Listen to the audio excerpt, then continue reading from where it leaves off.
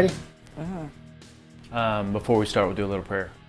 So we now command our non-conscious minds, our higher spirits, our higher selves, whatever you want to call that, to direct us to helping as many people as possible today by giving us the strength, the power, the courage, the confidence, the shortness, the humor, the connectedness, the genuineness, whatever it takes to say something that people will listen to and get some kind of benefit out of.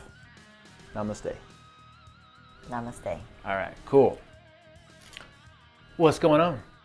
Nothing much. How are you doing today? I'm doing great. Good to have you here. Yeah, I know. It's been a little bit since I saw you last. It's been a while. I mean, was it last year's challenge that we're doing?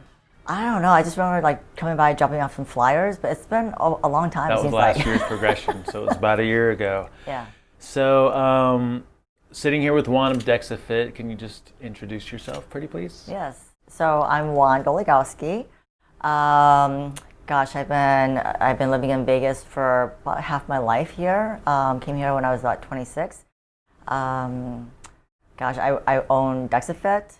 I've run this since 2018. So it'll be going on 3 years, pretty soon, or 2.5 years, right? June of 2018. Yeah. So yeah. Cool. Yeah. And wow, you've been here in Vegas for a long time then. Yes. A very long time. I've seen a lot of changes. Yeah. Do you like it, obviously?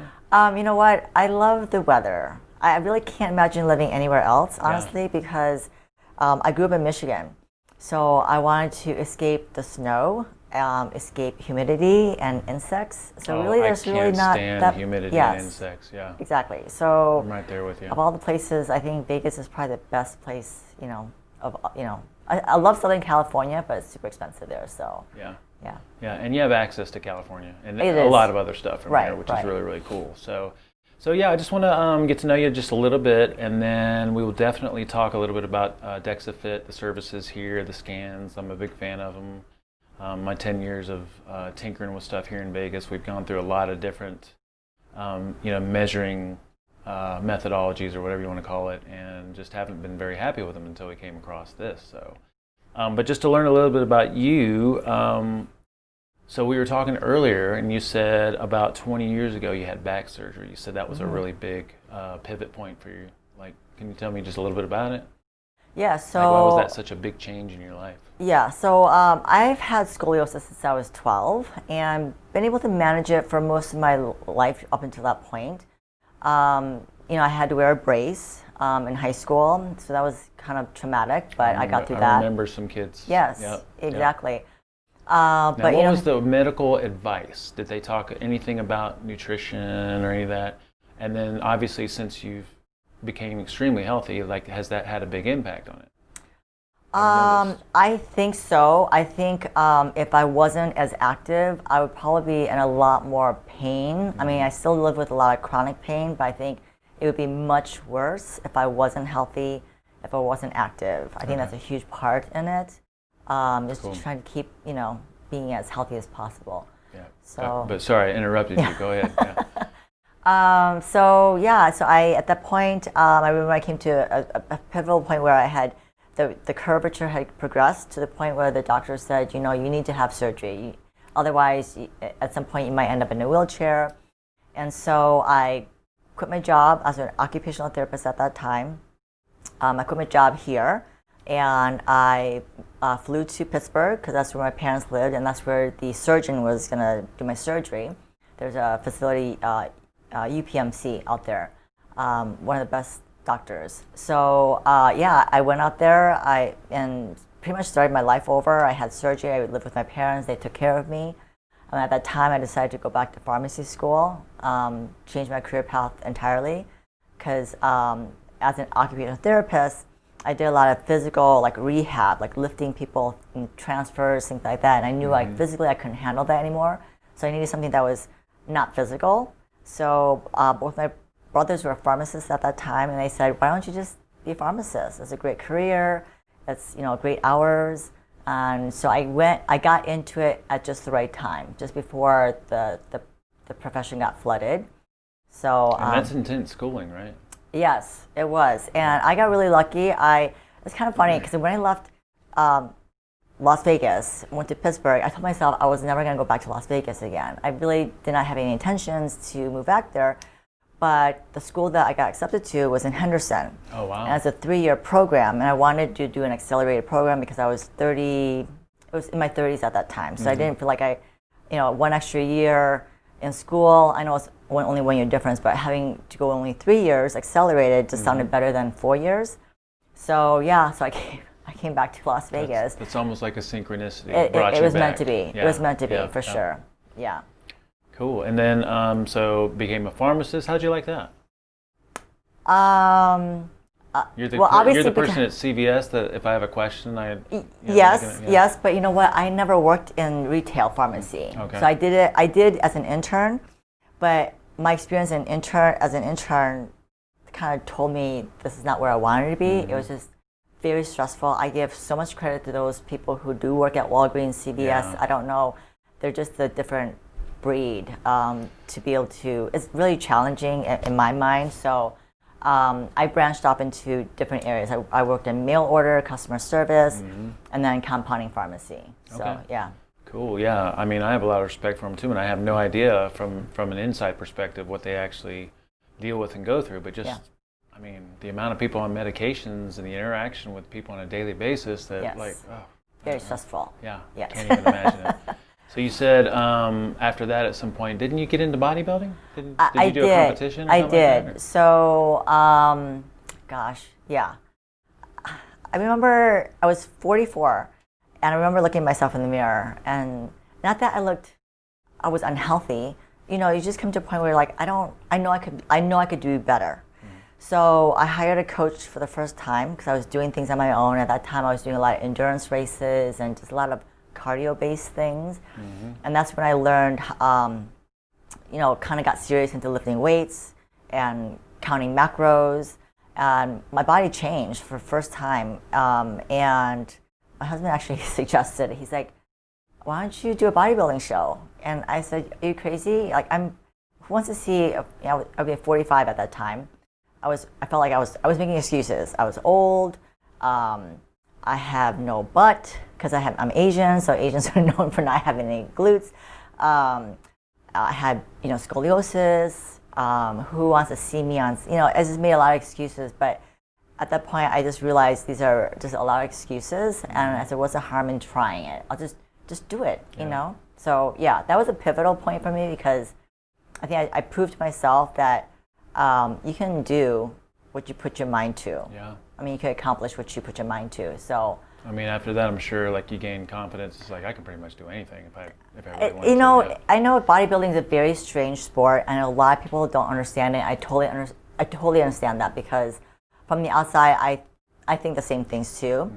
But yes, it's that the process of doing something like that does build confidence in you. Because if you can walk out there like almost naked with everyone staring at you, being judged subjectively, you feel like, especially with your background, like the scoliosis. And overcoming a lot of physical disability, pain and things like that. So I thought, gosh, if I can do that, then I can, it does build some confidence. Like, you can do more. Yeah, congratulations. That's awesome. Thanks. So, and then at some point you said that you realized that the pharmacy thing was not going to be your deal. And so how did you come across DexaFit? Well, it was actually after my second bodybuilding show, and I just happened to, I was Googling, I don't know what I was Googling, honestly. I just was kind of curious about body composition because I was, in the best shape of my life at that point. So I was just curious about what my body fat percent was. So that's when I discovered DexaFit. And, we offer, the DEXA scan for the body fat testing, the resting metabolic rate test, and the VO2 max cardio fitness testing. So all of that sounded very intriguing to me, just, to know everything about my body. So that's when I came here to get the services done. And that's when I met Tammy, the previous owner. And that's how I got involved in this, just as a curiosity as a client myself. I remember Tammy. We worked with her for a little bit, so. Yeah. And then you've stuck with it since, right?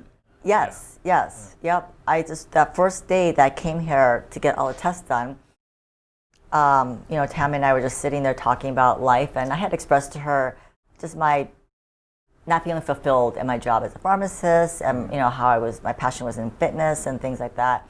And that's when she offered to sell the business to me, like right then. Wow. And I thought she was a little bit crazy for asking, but it's all meant to be because look where I am now. Yeah, she got a good vibe from you. She did, yes, exactly. Yeah. Yeah, that's awesome. So, how do you eat right now? Like, do you have a methodology that you follow? Yes, I think in general terms, people might be familiar with the term flexible dieting. I don't really follow like necessarily paleo, keto, but it's all whole foods. If someone looked at what I was eating, it's all whole foods, very minimally processed foods. I don't eat dairy or gluten, mostly because of my Hashimoto's. Just kind of want to stay away from those things because that can trigger an autoimmune response. But yeah, I would say it's very healthy. And you said you had a coach that you work with for a while? I do. Is that the same one from the bodybuilding days? No, Okay. no, actually this coach I have right now, actually reached out to him when COVID started, and we had to shut down, and I wanted to focus on my gut and my hormonal health. I had a lot of issues, and I knew I had to get them fixed, and so I reached out to him for help, and he's kind of guided me since. So we're just building back, getting everything healthy, and now I just want to work on just building more muscle. Cool. Yeah. And then you're going to reach out to me and hire me as your coach at some point. Yes, because I would love to transition out of, because I count macros. Yeah. I remember talking to you at one point about that, and we were just kind of going back and forth. I think it was last year. But yes. Yeah. And I know, and I preach this to my clients as well, because I coach other clients with coaching, and the goal is to not be neurotic. Right. Yes. You don't need a food scale. Yes. You don't need to count macros. You just you don't need to do that. So to try to teach people transition out of that is an important skill. Yeah. And some people benefit from that in the beginning because it's an eye opener, to see like how much you're consuming of different things, and what you may need or not need, and how much you're letting in some of the inappropriate stuff. But then at some point, like that's kind of the way we work too, is we just want people to have a very intuitive, liberating way of eating that's very freeing and stress less. So cool. Sure. So what about maybe walking us through a day in the life, like as far as like what time you get up, like do you have coffee in the morning, do you have tea, do you like what's a day like for you? Oh gosh, it's changed a lot since I started working with my coach, because had a lot of bad habits back then. But currently, I strive to get 7 hours of sleep, at least. I'm one of those people, I still struggle with it, even though I really try to prioritize it. But 7 to 8 hours is good for me. I usually wake up maybe 5:30ish, around that time. Usually the first thing I do, aside from like the hygiene things, right? Drink 16 ounces of water. Like that's the first thing I do. I feel like it's important to hydrate your body after you've been sleeping because you're dehydrated. And then I walk. Like those are two very non-negotiable things for me. I get the body moving. I love it. Yeah. Yeah. We teach both of those. Okay. Yeah. So maybe I'm naturally a student of yours, right? Yeah. And then on your walk, are you doing anything? Listening to anything? Books, podcasts? Yes, I'm a multitasker. Yeah. So usually I am listening to podcasts or I'm reading a book. So those two things. Very rarely am I just walking, just not doing anything. If I do, it's usually after I'm done eating. I like to do post-meal walks. So I'll go outside. I prefer to do them outside in the sun. We do that too. Okay. Every dinner we go out to the dog park and get a little. It makes things move down the system a little bit better. Exactly. Yeah. Exactly. Cool. Yeah. And then like if I'm doing cardio, I might do it that morning. Eat, get ready for work. What's your first meal look like usually? It's usually egg whites, kale, and cream of rice with blueberries. It's and coconut oil. So, some protein, carbs, and fats, healthy fats. I eat like a robot. I eat pretty much the same thing every single day. I think that's good because it's better to eat the same thing every day and it make you feel and perform good than, Yeah. I have people come to us all the time and after a little bit, they're like, I'm kind of sick of eating whatever, we recommend. I'm like, well, we weren't sick of eating oatmeal every morning. Yeah. So if it works, then I think it's perfectly fine to have the same thing most days. Yeah. Or at least that first meal, Yes. Yeah. And I just think it takes out the decision fatigue of, Yes. like, what am I going to eat? Yeah. And just, Limited decisions are great. Right, Yeah. right. And it's good for your digestion, too. When it's like, if it goes through your body well, like, why mess it up? Yes, I love it. I love it. Yeah. Yep. All right, and what else? So first meal, sometimes yeah, conditioning, do any strength training later in the day, so maybe usually sometimes my 2 lunch hour, workouts? I try to go, like, I take a break after I eat, and then between 12 and 2 is when I go. Because I don't want to work out. I prefer not to work out after work because I want to come home maybe with my family, make dinner, spend time with them. So I just want to minimize any other distractions. Yeah. So I try to get my workout in the daytime, and then come home, and then we do dinner, and then the whole madness of trying Evening to get routines and all that. How old Yeah. are your kids? How many kids you got? And how old are they? Well, I have 2. One's in college, and then I have a 7th grader. So, and she's very self-sufficient. She's very independent. So it's not like I have to like cater to her, but it's an extra mouth to feed and take care of. Yeah. So I love that you have the family time, though. I mean, we're the same way. So my important. priorities when I come home, it's dinner, my girl, our dogs, and then our little quiet evening routine, before getting ready for bed. So. yeah. Anything else in the day that would be interesting? You have a Oh, bedtime gosh. routine. Do you have like I try to shut off my phone. No electronics. I don't watch much TV anyway, so it's not like I have to purposely turn that off. I like to read before going to bed. Sometimes if I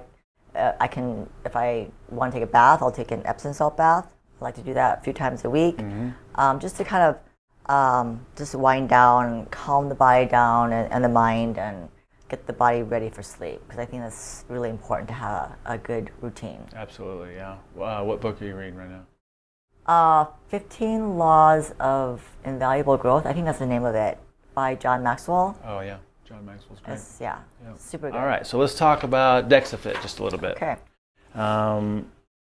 Well, just tell us a little bit about your services. Okay. Like, what is DexaFit and what do you do here? Yes.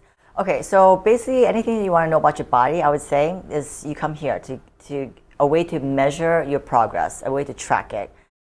So I offer DEXA scans, which will measure your not only your body fat percentage, but your lean mass, your fat mass, visceral fat. So that's the fat that surrounds your organs, bone density, any lean mass imbalances, and then tracks body fat percentages in each region. So not only your total body fat, but in your arms compared to your trunk, your waist, your hips, your legs. So you could break it down into each region.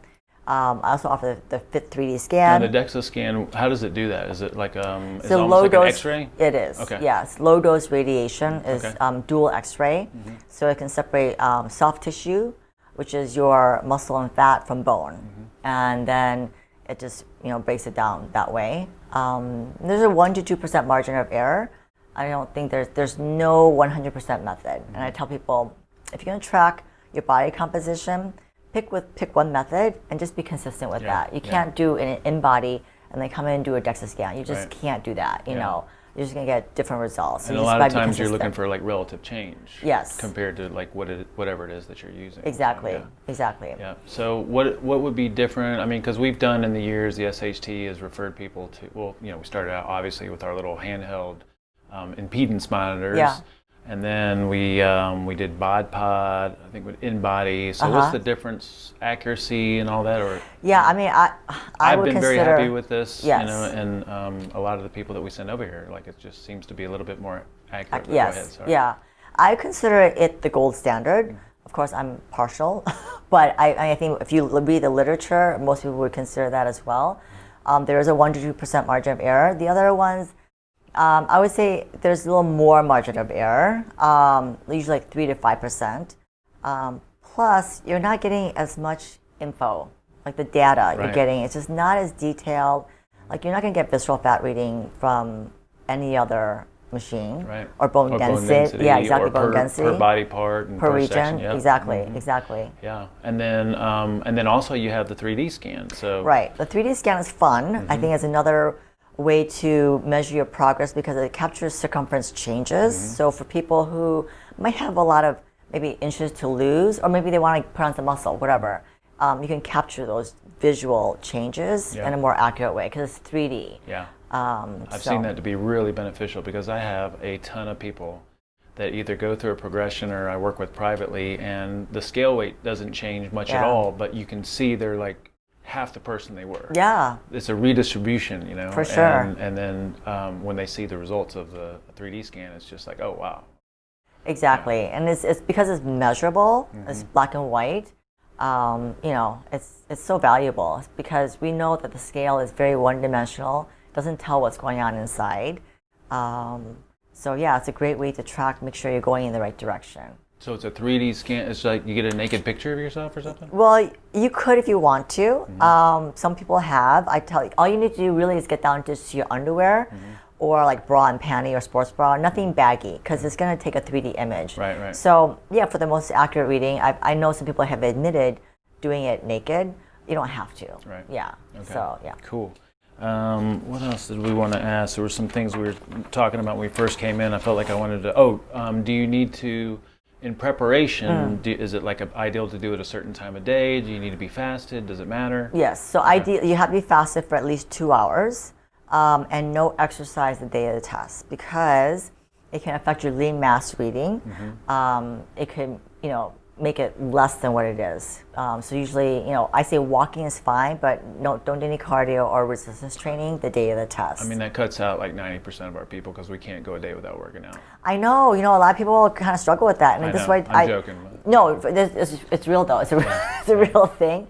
So I tell people, listen, if you absolutely just cannot not work out, understand that it can affect your readings, and you need to be consistent. Yeah. So you just have to be consistent with, ideally come at the same time of day as you came last time, because hydration affects it as well. Cool. Yeah. And then, can you discuss your retail pricing? Do you have pricing on your website? Yep. Okay. Yeah, there's pricing on the website. So I offer different prices. So it's $99 for a DEXA scan with a 3D scan, or if you want to do a 2-pack, it's $180 for a 2-pack. And they have a 4-pack for $310, an 8-pack for $525. So different packages based on your budget and how often you can see yourself coming back. Okay, cool. And then we still have an SHT discount, right? For Yes, people that absolutely. work with us. Awesome. Yep. Yeah. And then, how often do you recommend getting scans? So it really depends on your goals. So most people are pretty active in pursuing a certain type of a goal. So 8 to 12 weeks is the most common frequency that most people come back. Of course, if you just want to get a baseline to see where you're at, you don't have to come back for another 6 months to a year. But I would say for most people, it is pretty much every 8 to 12 weeks. Okay, cool. Yeah, I usually tell my clients like once every 3 to 6 months. So, okay. Awesome. Is there anything else that we need to know? I want to do a little tour of the facility. Sure. But anything else? No, nothing. Just thank you for taking the time to come by. And well, no, I think it'd be useful because we refer a lot of people here, and I think a lot of people, aside from some brochures, don't really understand what this is. Yes. And the way I explain it to my clients and the progression attendees is basically like this is an extremely accurate way to measure progress. In addition to, your subjective markers, how you look, feel, and perform. Sometimes I do like a symptom analysis. But, scale weight and tape measures and impedance monitors, it's better than nothing. But if you want something super accurate, very affordable, this is where I always point them to. So I think this is useful for them to see how it works. For sure, definitely. Yeah, and the person behind it is a good person. She's a real foodie, Yeah. I try to walk the walk, right? Yeah. Like, well, I mean, I love it when the vendors that we interact with are very similar to us. Yeah. Even though at some point you got to hire me as your freaking coach, okay?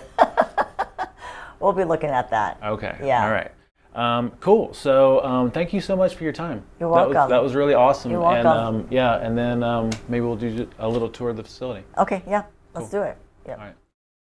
Hey guys, come on in. Welcome to DexaFit. All right. Well, here you have the waiting room. This is where people come in and fill out the forms and have a seat right there. All right, well, come on in. This is where we do the DEXA scan.